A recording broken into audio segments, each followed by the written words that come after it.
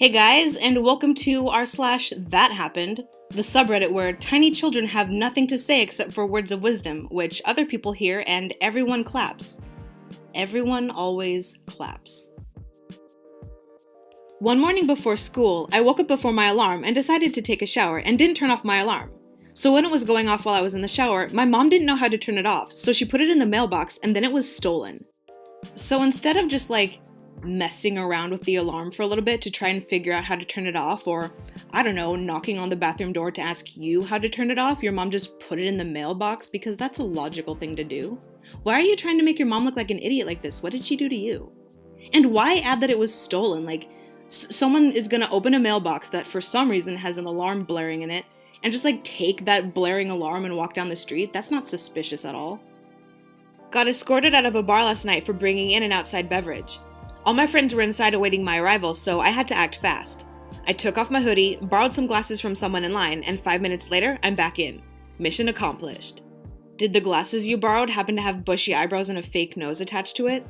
And did the person that you borrowed it from happen to be 3 kids stacked on top of each other wearing a trench coat? Was purchasing period products at a convenience store this morning from an elderly man who was visibly uncomfortable with the whole interaction. As he double-bagged my contraband, I began counting out the change from my purse.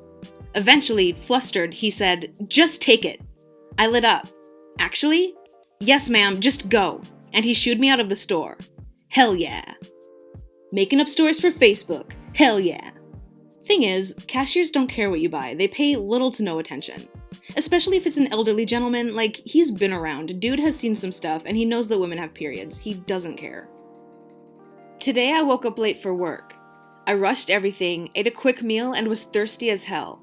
I saw a 2-liter Coca-Cola bottle, so I poured a huge glass filled with ice and ran out the door. While driving, I took a huge gulp of nice, cold, thick cooking oil, FML. Who brings just a normal glass filled with ice and Coke into their car? It's just gonna slosh about and spill everywhere. Do any of you do that? I'm sure you don't. And how do you not notice that it's not Coke when you're pouring it? Coke isn't thick and it fizzes when you're pouring it, so if it doesn't do that, then obviously something's wrong.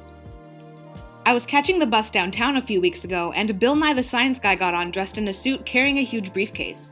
He looked straight down the aisle and stamped his foot while outstretching his arms and gaping his mouth, as if to gesture that he was someone of importance. The bus was pretty empty, so no one really reacted. I made eye contact with him for a second too long, and he caught me and came over. He smelled really fucking bad, kind of like blue cheese. "You know me, right, kid?" he said, inches from my face. At this point, I could see that his pockets were filled to the brim with cash. "Yeah, you're the science guy, right?" I replied. His mood instantly flipped. He got up and leaned over really close to my face so that our noses were almost touching. "And do you think the earth is round, or do we have a fucking problem?" he said intensely. A few people from the bus were staring at this point.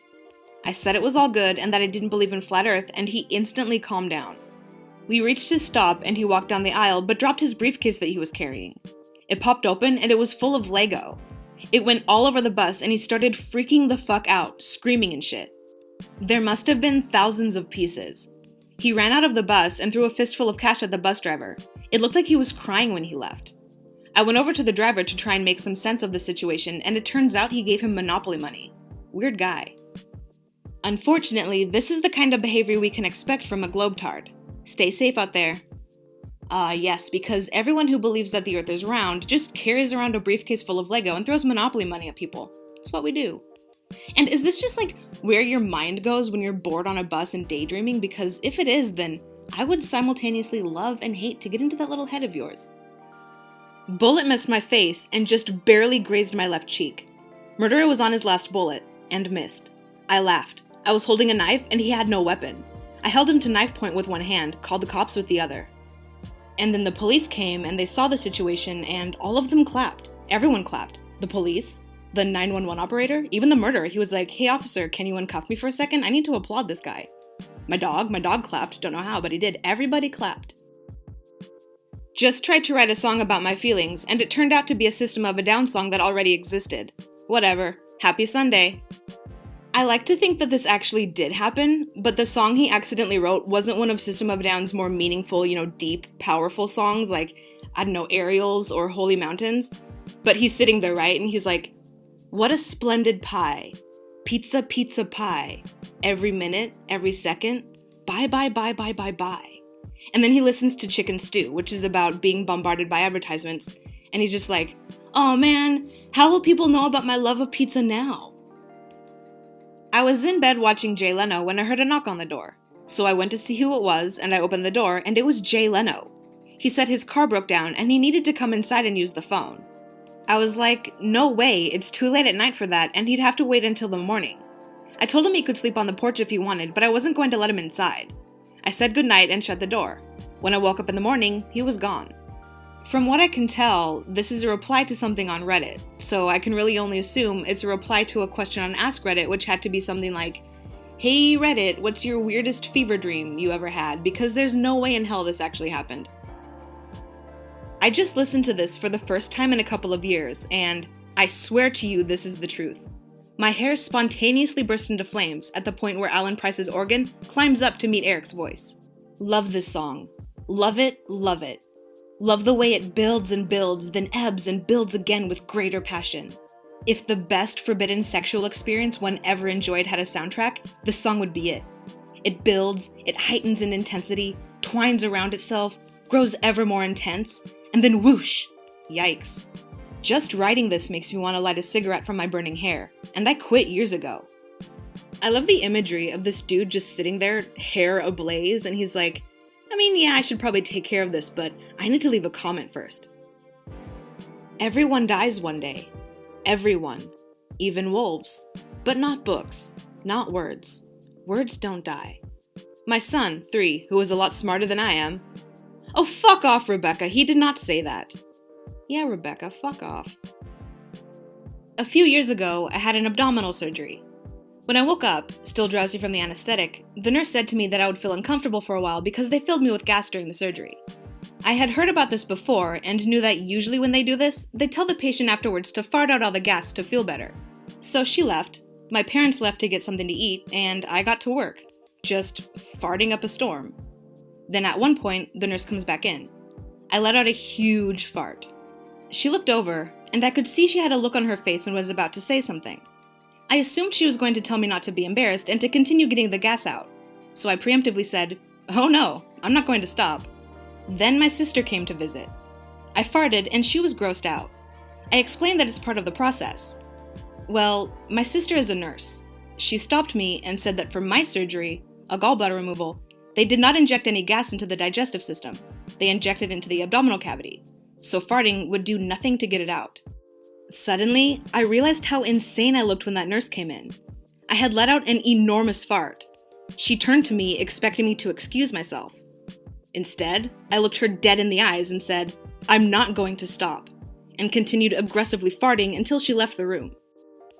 I could actually see this happening, so that kinda sucks for whoever wrote it, but at least the nurse has probably seen much worse, so I wouldn't worry about it.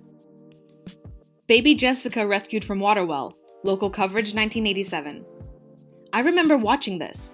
I was just 47 at the time. I had well-defined ab muscles back then.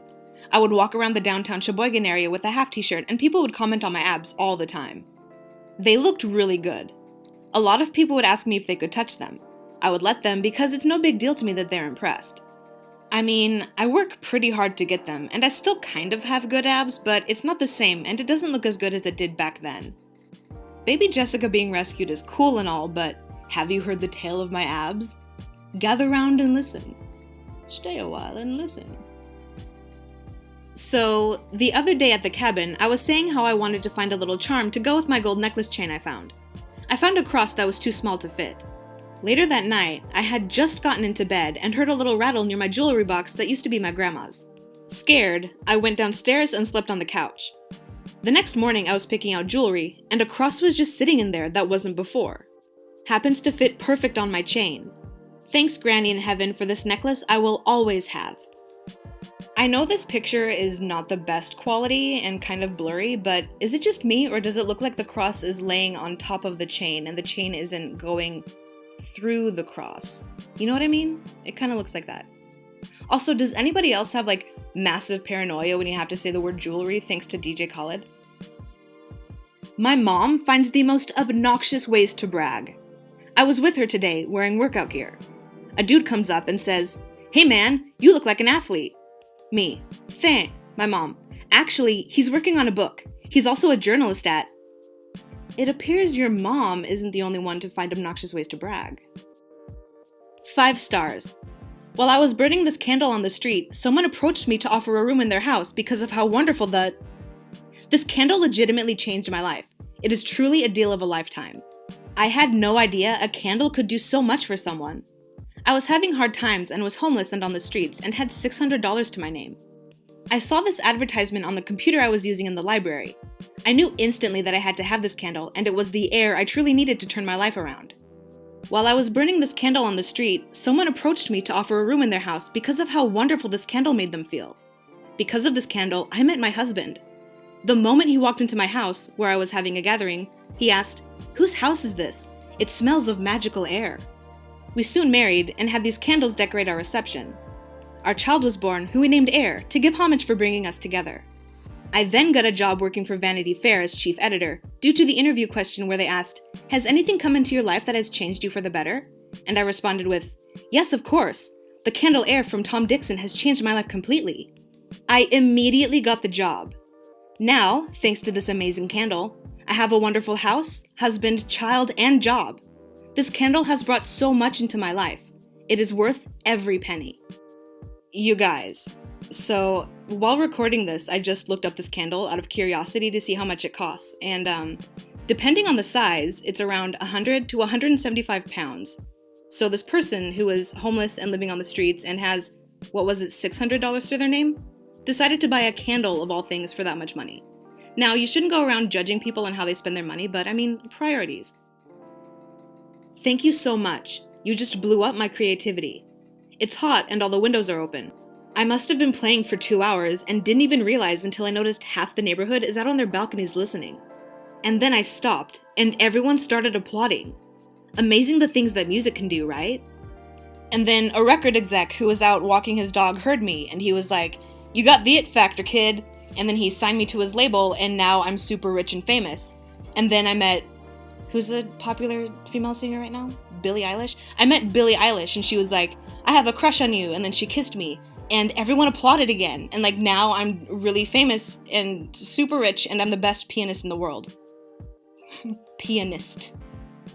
Amazing the things the imagination can do, right?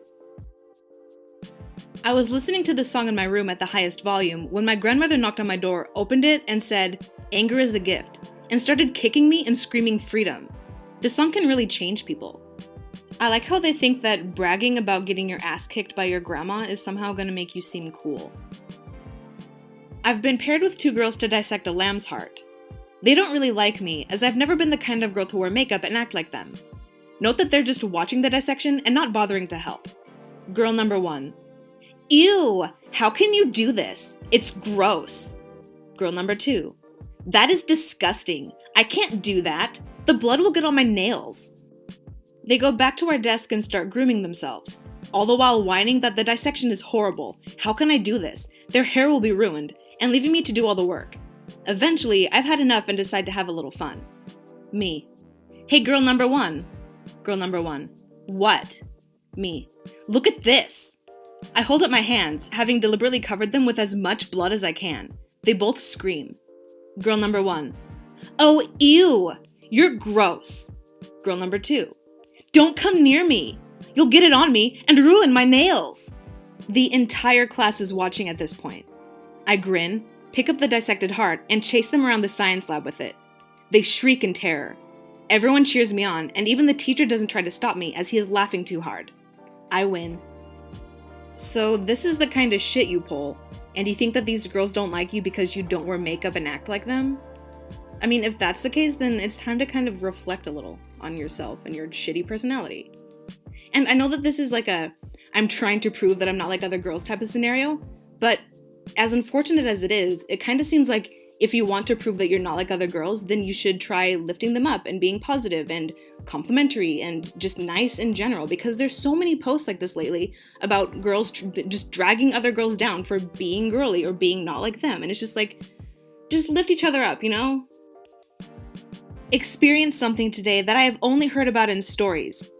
We took our class to Walmart this morning to spend the money they have earned this year, and a gentleman in line, who wants to remain anonymous, paid for our whole bill. $300 worth of rewards and supplies for our functional classroom. Everyone was crying, including the cashier, a few of our students, and other customers passing by. By far the best workday ever. Happy Monday, y'all. Really? Other customers passing by cried as well? So people who didn't even witness the exchange and just happened to pass by your register while trying to leave the store just burst into tears because of what happened? Really? Okay. When I was 5, my mother took me to Disneyland. We had an okay time, but I was just excited about the Dumbo ride. We waited in line for like years and finally got to the front. To my horror, the operator swung a metal bar right into my face.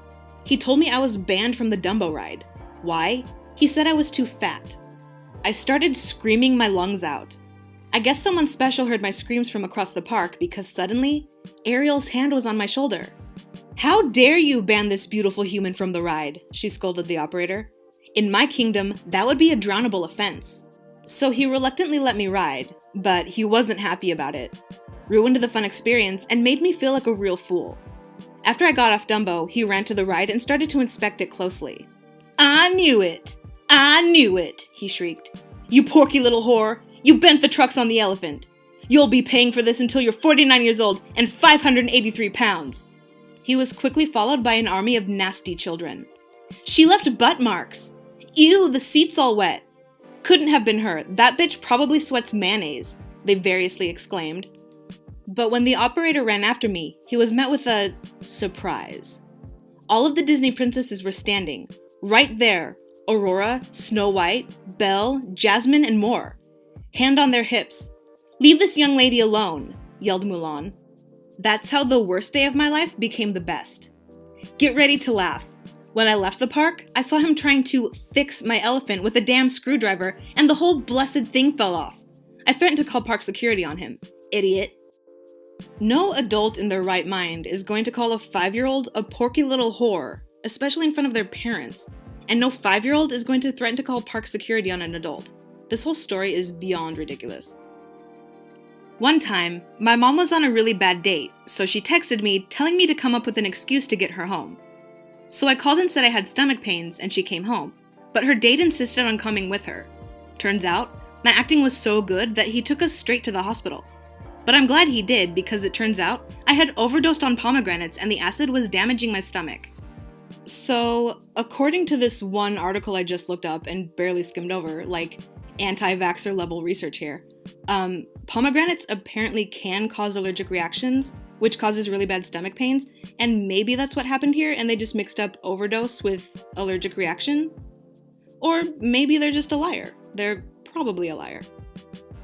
I hope you guys enjoyed the video. If you did, please give it a like and subscribe if you haven't done that yet, and I will see you next time. When is next time? Who knows?